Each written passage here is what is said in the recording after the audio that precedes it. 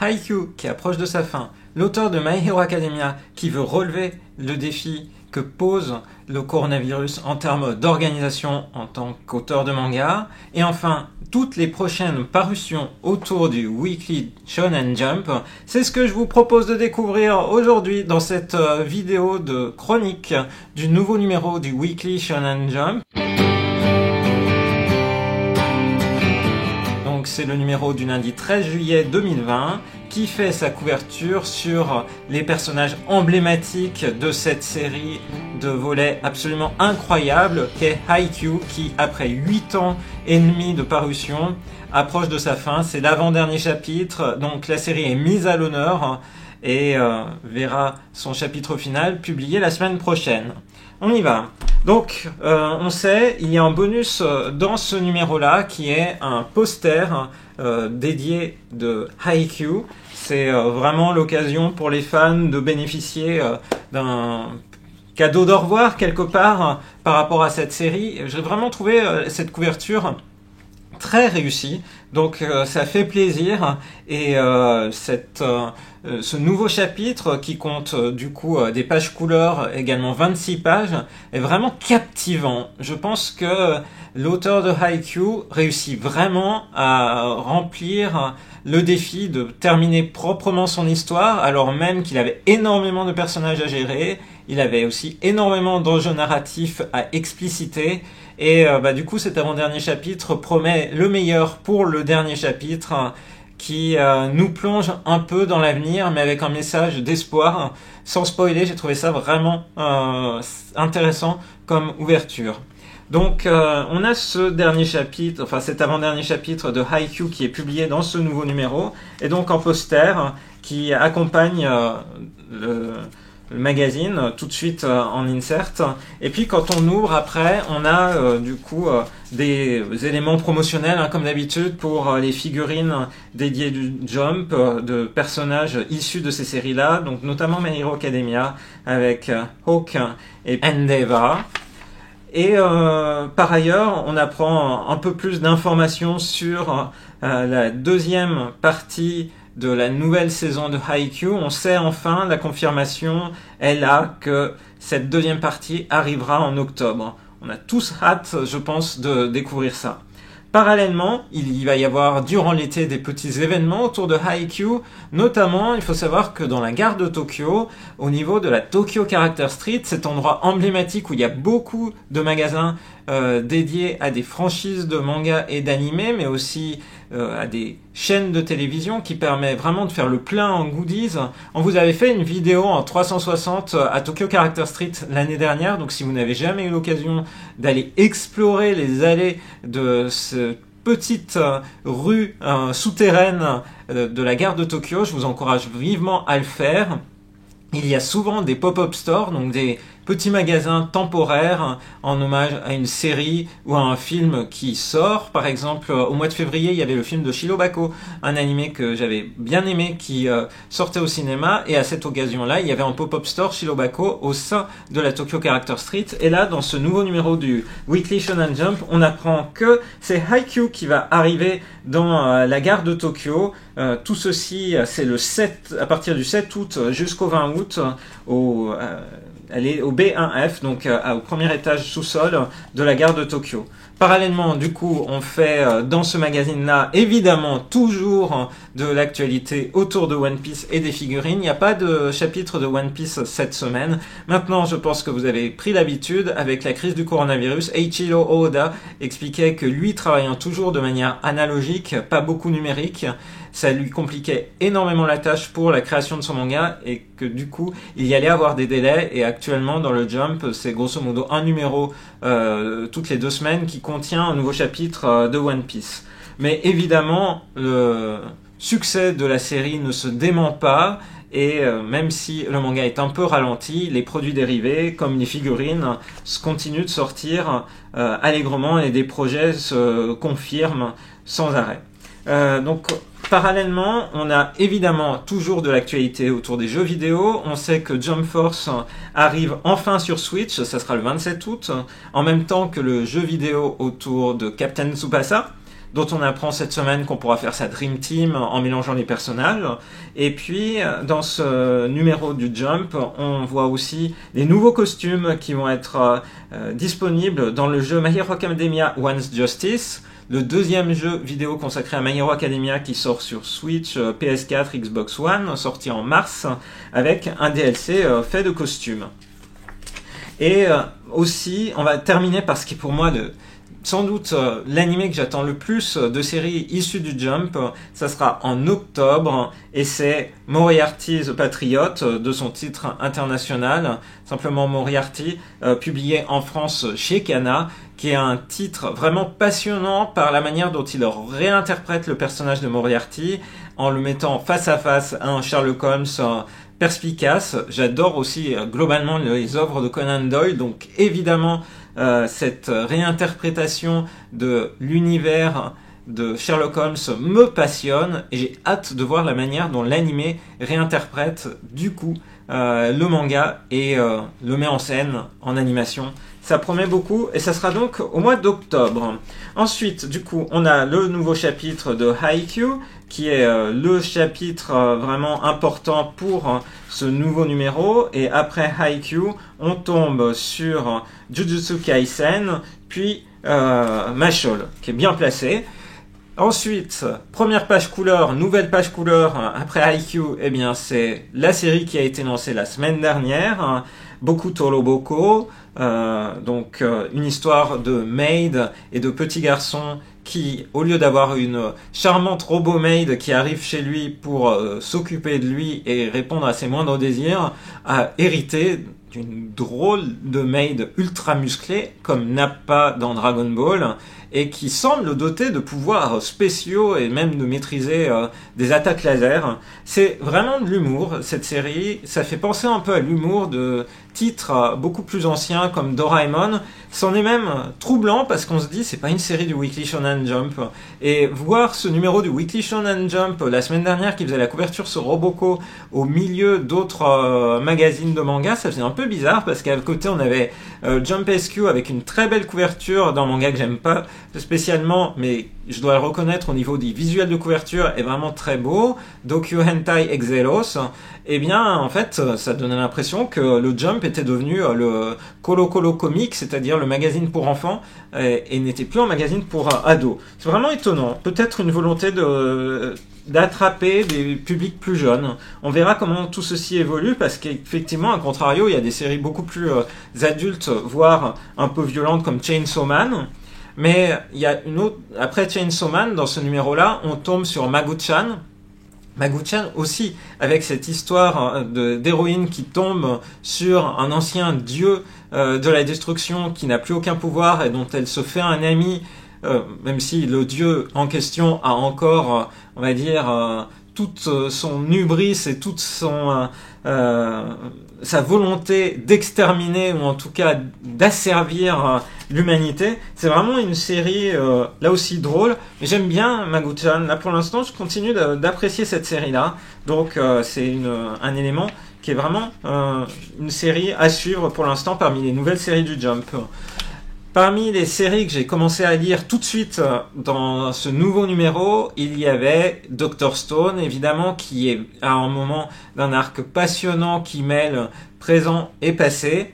C'est la série qui bénéficie d'une page couleur après Bokuto no Boko. Donc Dr. Stone qui est vraiment à un moment intéressant, sachant qu'on sait, et de plus en plus seront révélées des informations progressivement dans les prochains numéros sur Dr. Stone Stone Wars, c'est-à-dire la saison 2 de Dr. Stone, qui arrive en janvier 2021 à la télévision au Japon et sans doute sur les plateformes de simulcast en France.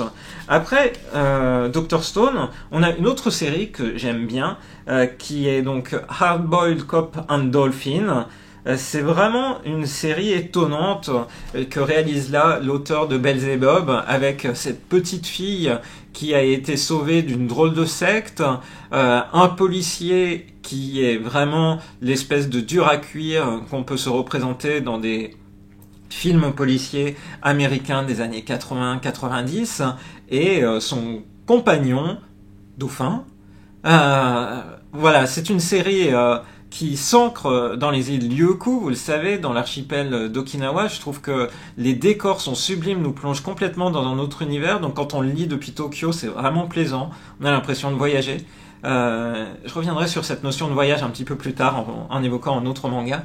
Et du coup, c'est avec une pointe de fantastique, ça promet. Moi, c'est une série à suivre et je prends plaisir chaque semaine à lire cette œuvre avec des personnages hauts en couleur. Ensuite, on a Mission Yozakura Family, sur lequel j'ai un peu décroché. Quand j'aurai rattrapé, je pourrai vous en dire plus sur mon ressenti. Et on arrive doucement aux pages d'informations sur les dessins animés qui sont publiés dans le qui sont diffusés à la télévision japonaise, inspirés, adaptant les mangas du Jump. Donc évidemment il y a One Piece. Donc toutes ces séries maintenant sont de nouveau sur des épisodes inédits, Black Clover, Boruto, ou encore la nouvelle saison de Food Wars, qui sera l'ultime saison.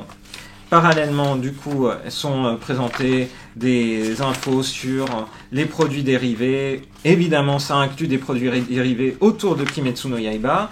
Et là, on tombe sur une planche couleur d'une série qui a été lancée maintenant il y a pratiquement 3 mois.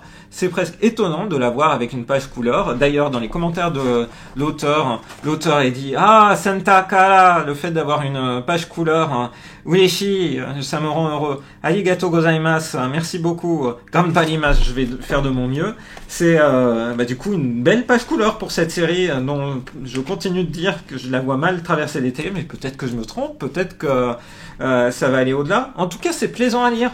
Donc voilà, donc c'est de l'humour. Beaucoup de séries d'humour actuellement dans le Jump. À mon avis, il n'en restera qu'une ou quelques-unes à la fin. On verra. Après ça, on a des informations autour du V-Jump dont on ne connaît pas encore l'illustration de couverture. Justement, c'est ce qui est teasé. V-Jump qui sortira le mardi 21 juillet. C'est bientôt, c'est dans 8 jours maintenant. Et qui nous montrera ce qui est devenu Molo. Aujourd'hui même a été révélé les premiers drafts sur le site de V-Jump autour des pages que prépare Toyotaro. C'est étonnant la manière dont la série évolue, mais je prends toujours plaisir à suivre Dragon Ball Super et donc à découvrir ça dans le nouveau V-Jump. Après, du coup, après cette promotion-là, on a Undead Unlock. Et puis, globalement, on arrive sur une autre série dont je vous disais auparavant que ce que j'aimais dans le Jump, c'était aussi possiblement cette faculté de voyage. Donc, dans Jujutsu Kaisen, on est à Shibuya, dans Hardboiled Cop and Dolphin, on est à Okinawa, et bien, à l'heure actuelle, dans Actage, on est vraiment à Kamakura, avec ces actrices qui veulent en savoir plus sur les lieux dans lesquels ont vécu la personnes qu'elles doivent interpréter dans le prochain Taiga drama, donc un drama historique qui a vraiment de l'importance au Japon. Les Taiga dramas, c'est un genre à part entière.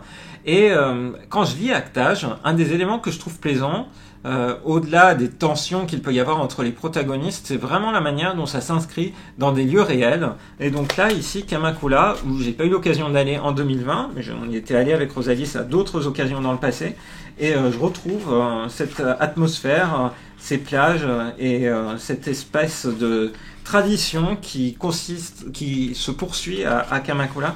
Je trouve ça bien fait, voilà.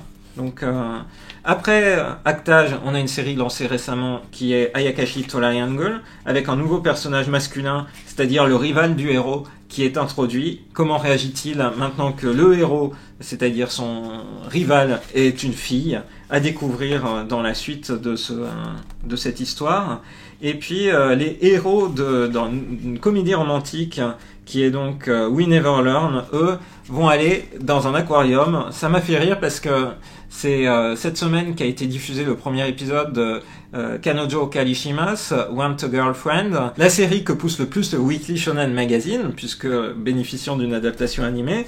Les protagonistes dans Want a Girlfriend, ils commencent par aller dans un aquarium, et là c'est la même chose, les protagonistes de We Never Learn vont dans un aquarium, c'est un lieu romantique par excellence. Après, du coup, We Never Learn, on a Black Clover, et après Black Clover, on a la série qui a le plus de potentiel pour moi à l'heure actuelle dans le Jump, c'est-à-dire Time Ghost Paradox Writer, avec encore encore une histoire qui évolue à toute vitesse, dont je suis incapable de savoir vers où on va. Mais du coup, c'est ce qui suscite vraiment mon intérêt. C'est peut-être un nouveau gros succès que tient le Jump ici. En tout cas, ça part très très bien. J'espère que cette série sera bien accueillie et j'ai hâte de voir quand est-ce que le premier tome va paraître et quelles seront ses ventes à ce moment-là. C'est ce qui nous permettra aussi d'avoir une petite idée du succès que rencontre la série, au-delà de mon propre ressenti. Par ailleurs, par la suite, on tombe sur A Gravity Boys et après sur l'absence de My Hero Academia cette semaine.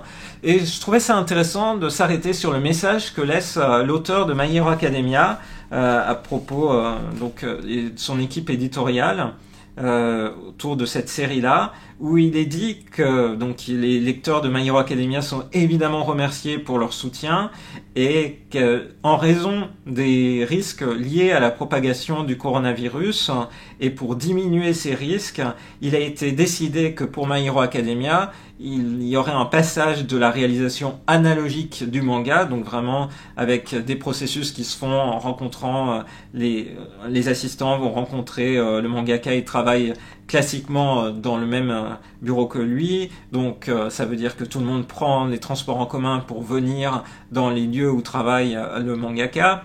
Bref, c'est des éléments qui provoquent des risques pour tout le monde dans ce processus-là. Eh bien, il est dit que le processus de création de My Hero Academia va passer en mode numérique, digital, et que pour ça nécessite des préparatifs qui prennent du temps, d'où un retard, ou plutôt d'où une pause nécessaire dans la production de My Hero Academia. Mais My Hero Academia sera de retour dans le prochain numéro. Donc j'ai hâte de voir si ce changement de mode de production impacte peut-être le dessin ou la cohérence globale, ou alors pas du tout, avec des auteurs qui, quand ils sont jeunes, comme l'auteur de My Hero Academia, passent facilement de l'analogique au digital. Voilà, je suis très curieux de voir ce que ça va donner comme élément. Est-ce que ça va changer quelque chose? Donc à suivre, du coup, plutôt dans les prochaines semaines, dans cette œuvre-là. Donc dans la suite de My Hero Academia. Donc après tout ça, on a encore des informations sur les prochaines sorties du Jump, puis Bone Collection, et enfin Mitama Security. Et je vous avais dit en introduction de ma vidéo que j'allais vous parler de Haikyuu, que j'allais vous parler de My Hero Academia et que j'allais aussi vous parler des prochaines parutions autour du Jump. Donc je l'ai un peu fait avec le V-Jump, mais il n'y a pas que le V-Jump dans la vie, puisqu'il y a aussi un magazine trimestriel qui va bientôt avoir son numéro d'été qui arrivera en boutique.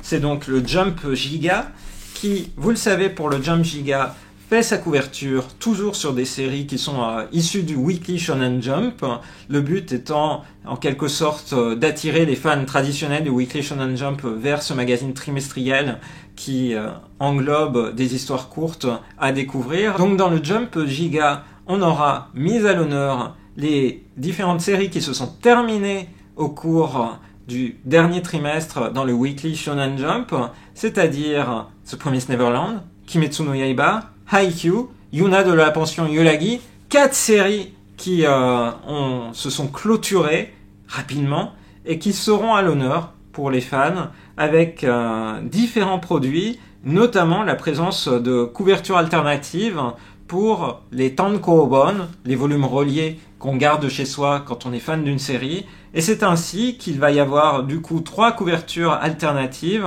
pour The Promised Neverland, pour Haikyuu et pour Kimetsu no Yaiba. C'est un chouette bonus, du coup, qui ne sera accessible que pour les gens qui achèteront le Jump Giga, qui contiendra également un éventail, un Ichiwa exclusif Kimetsu no Yaiba. Donc vraiment, il y a de quoi être très satisfait. Et par ailleurs, dans le Jump Giga, il n'y a pas que ces bonus-là, il y a aussi des petites pages supplémentaires issues de mangas du Weekly Shonen Jump. Donc on sait comme ça qu'il y aura des planches supplémentaires pour Yuna de la pension Yolagi, mais pas seulement.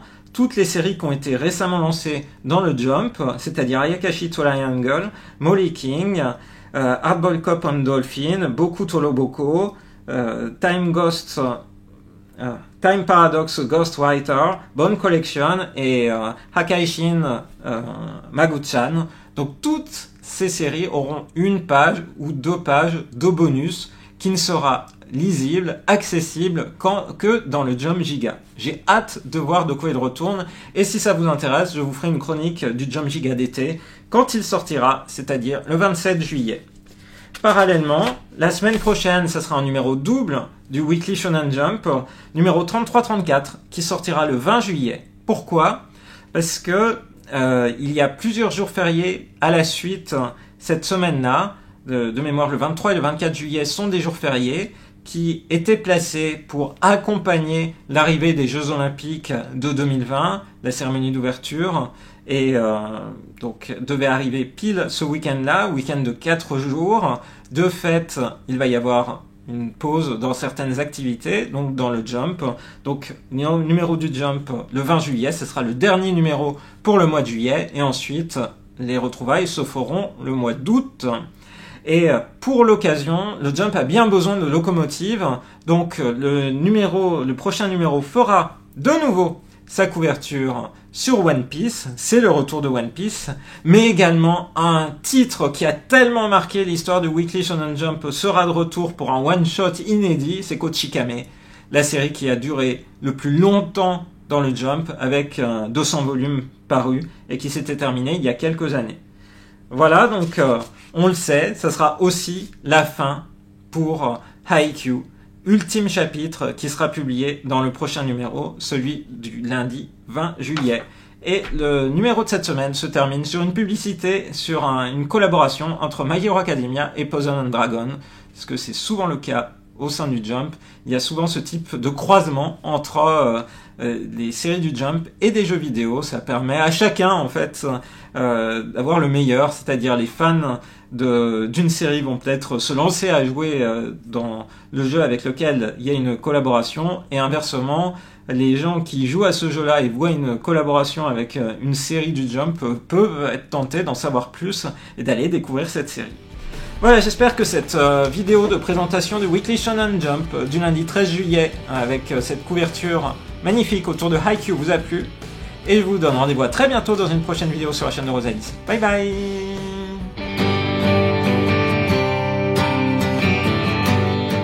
Une série, sans doute la série à l'heure actuelle que le... Je suis à vous. Non merci. Avec plaisir. En fait, il réagit quand je dis série. Donc, le produit d'appel, ce qui en tout cas peut déclencher l'acte d'achat, c'est la couverture, qui rappelle évidemment des personnages des séries du Jump. On sait que c'est toutes les séries qui se terminent actuellement, qui se sont terminées durant le dernier... J'ai trouvé 18 rendez-vous à venir. Pouvez-vous préciser quel événement vous souhaitez vérifier ? Arrête Siri. C'est noté.